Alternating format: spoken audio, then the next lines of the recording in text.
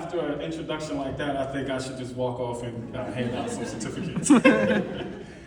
I would like to begin by just thanking USIS for inviting me. When I received the invitation, I was sitting at a desk at a flex space because I work in a startup hub, and I'm sitting there literally with tears in my eyes thinking like, this can't be true. And I was just so shocked, and I had to wait a day just to respond.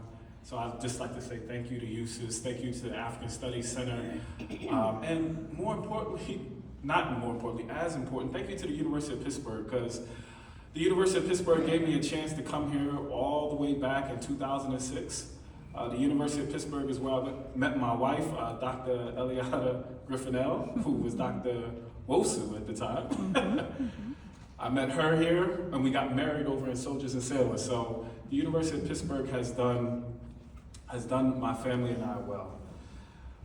I want to start off with a story. Now, whenever I start off with a story, I have an 8 and a 9-year-old, and they always say, "Origin story, Dad!" And I'm like, "Come on, I'm going to tell you my story. I'm going to finish my sentence because it's important, son." No, I'm joking. But I want to give you all an origin story. In 2012, in my first year in South Africa, I served as a local ethnographer for an international youth study. This study offered me the opportunity to go into communities, to spend time with people, to interview young people, to interview educational leaders. And throughout my experience, it was extremely special. During this time, I had the opportunity to go to a site. And at this site, well, to use research term sites, but it was actually a school.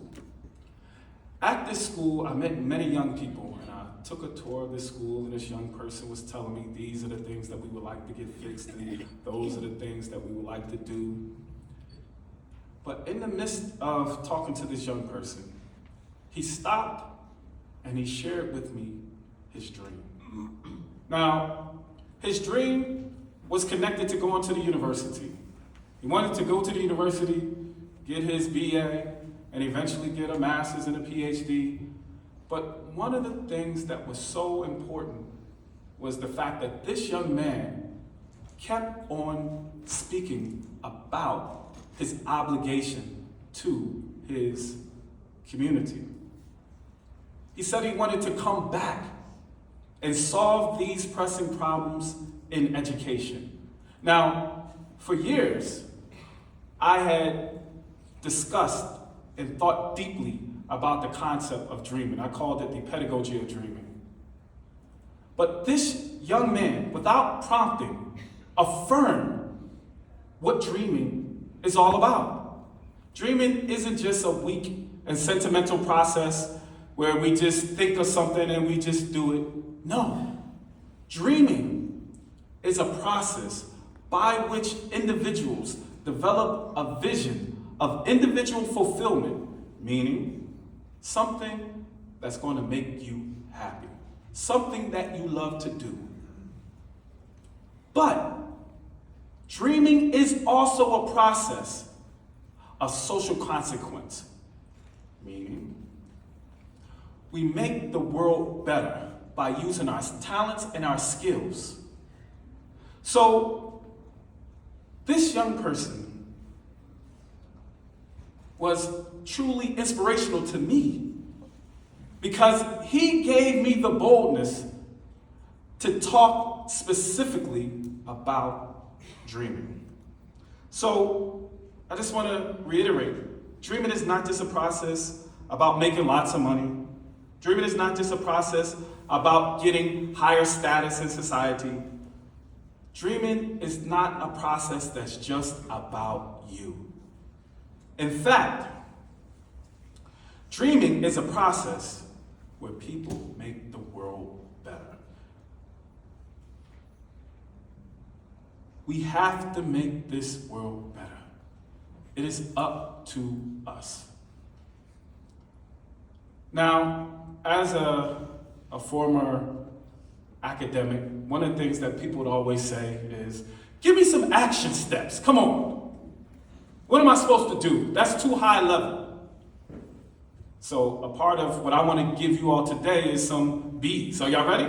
Are you ready? Everybody ready? All right. So the first B is be hopeful. Now, I studied a Brazilian scholar while I was at the University of Pittsburgh named Paulo Freire, and he talked about this notion of hope. And he said, hope is the process of believing that oneself and world is unfinished. And if the world and myself is unfinished, then that means that I can engage in actions to transform me and to make my world better. When I was a young kid, I was left down in 7th and 9th grade. People told me I was below basic in both reading and writing.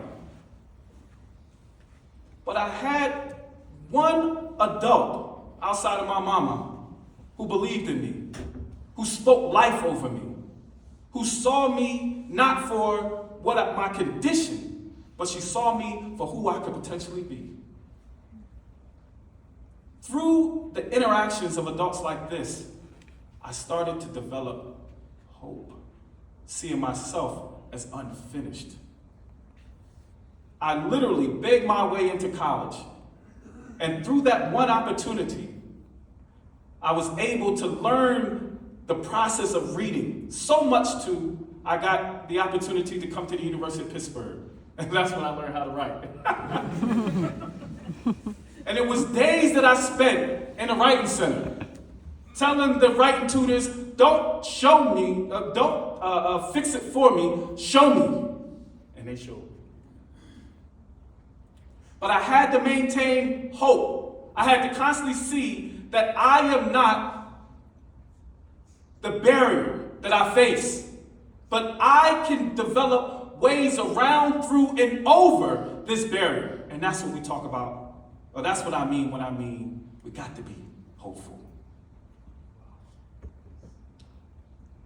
Number 2. Now this is the most important thing. Now, please, whoever's taping this, don't show this to my children, because I'm going to lie and tell them this was ChatGPT.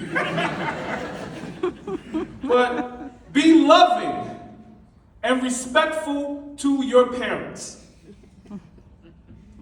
But be who you're supposed to be. I'm going to say that again. Be loving and respectful to your parents, but be who you're supposed to be. In many cases, we as parents don't want our children to fail. We want them to be better than what we are today. My grandfather, when I was telling him that I was going to move to South Africa with my wife, and I was going to, do something special, like, boy, I don't know what that special stuff is. I'm like, I'm telling you, the ideas I have. He's like, no, boy, you need to get a job. I was like, man, Grandpa, it reminds me of that song, they say parents just don't understand. Sometimes they don't understand. We don't understand. But let me tell you something. Years later, when my grandfather was about to make his transition into the next life, he told me, grandson, I'm proud of you. And I'm glad I didn't listen to you. I'm glad you listened to the one piece of advice I gave you, which was, you got to look yourself in the mirror, and you got to like who you see. You got to like what you're doing. Because at the end of the day, I can't live your life for you.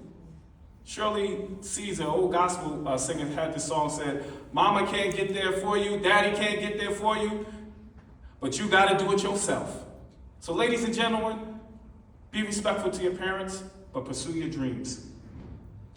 Another B, which is consistent with the second one, is be a risk taker. If you see an opportunity, don't be afraid. Now, years ago when I was a professor in South Africa, I had the opportunity of being a judge on a entrepreneurship pitch competition. The organizations that were a part of this pitch competition were literally $1 million organizations. And do you know what they had in common? They all took risks. Now, here goes the key thing. When you take a risk, it's not like, a Disney movie where they take the risk, they win, and then it's like, yay! No. What these entrepreneurs had in common was they literally failed 6 times before they created that $1 million enterprise. Be a risk taker.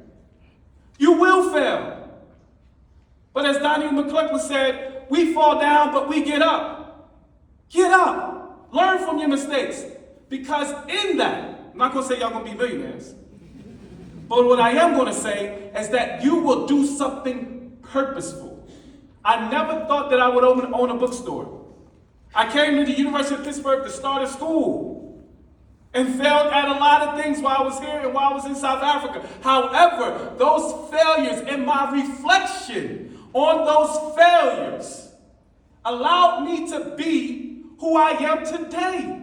I remember in my Pitt essay, I said, 10 of my friends, I grew up with 10 friends. Only 2 of us graduated from college. I want to start a school so that folks can pursue their dreams. And now we own bookstores, a bookstore where we sell books that serves as tools so that young people can build their dreams. Yeah, it wasn't what I thought it would be, but it still has the power and potency to change the world. Be a risk taker. Be a risk taker. One thing that's consistent with being a risk taker is this thing called courage. Sometimes you have to have courage. Sometimes you have to have courage to pursue your dreams of individual fulfillment. But then you also have to have the courage to do what is right.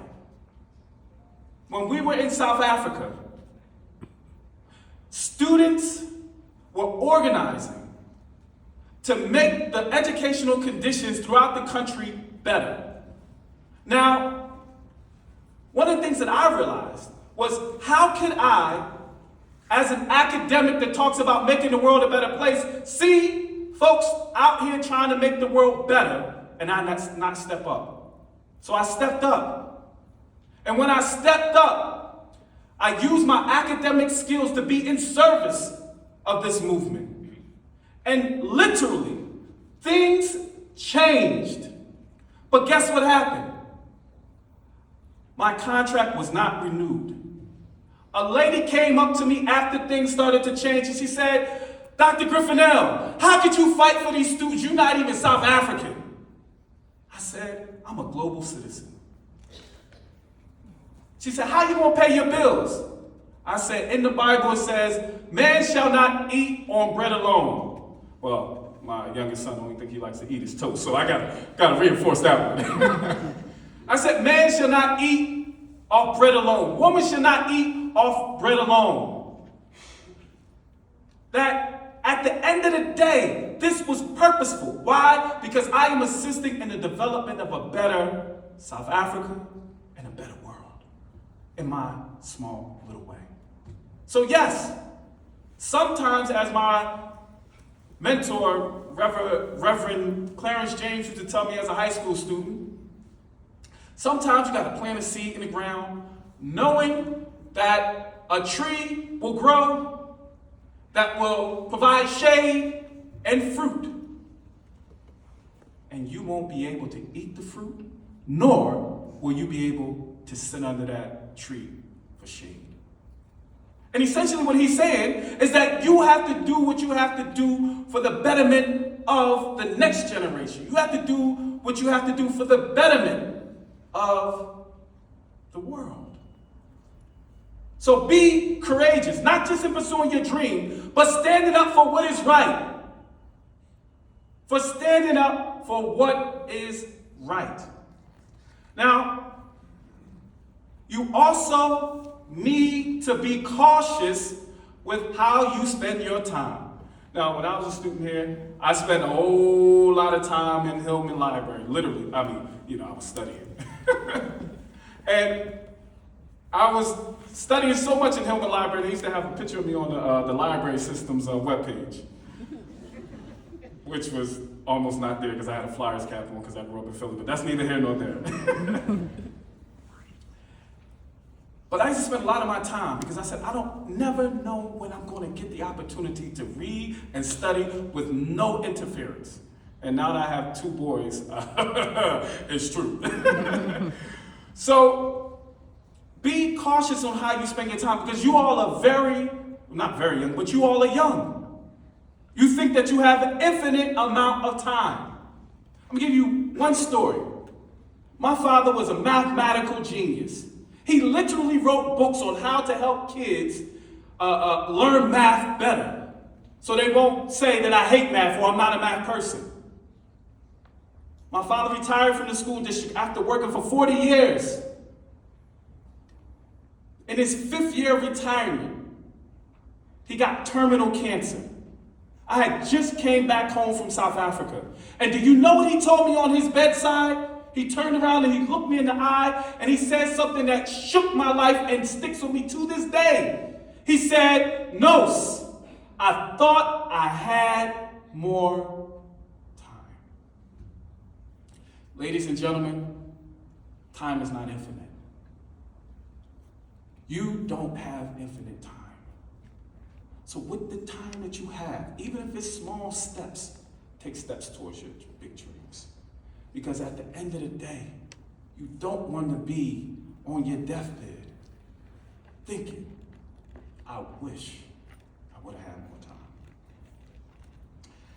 And I like my last B, y'all ready? Are you ready? My last B is be an infinite dreamer. Life is going to throw so many things at you, personal things. Since we have been back home in the United States, I have lost my grandfather, my father, and my grandmother.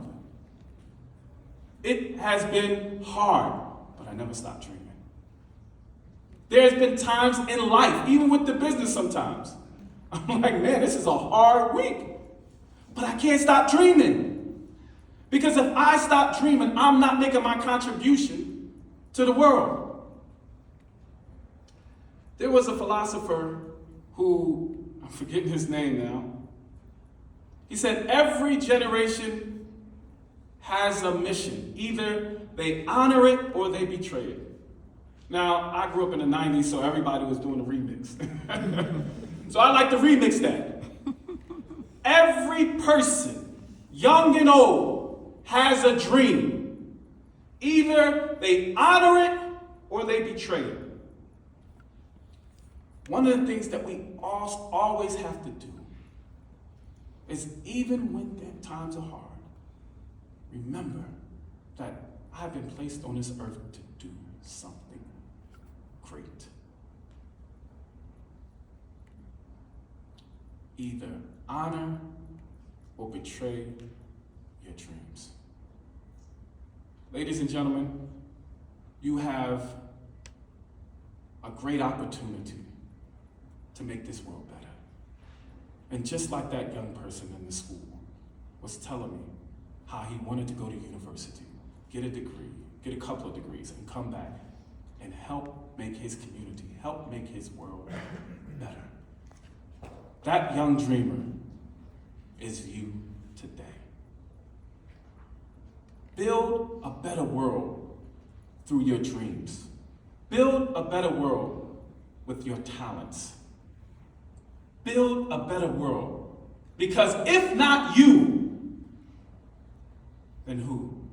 Real quick, as I conclude, I want you all to point the thumb at yourself and say, why not me? Ready? All together. Why not me?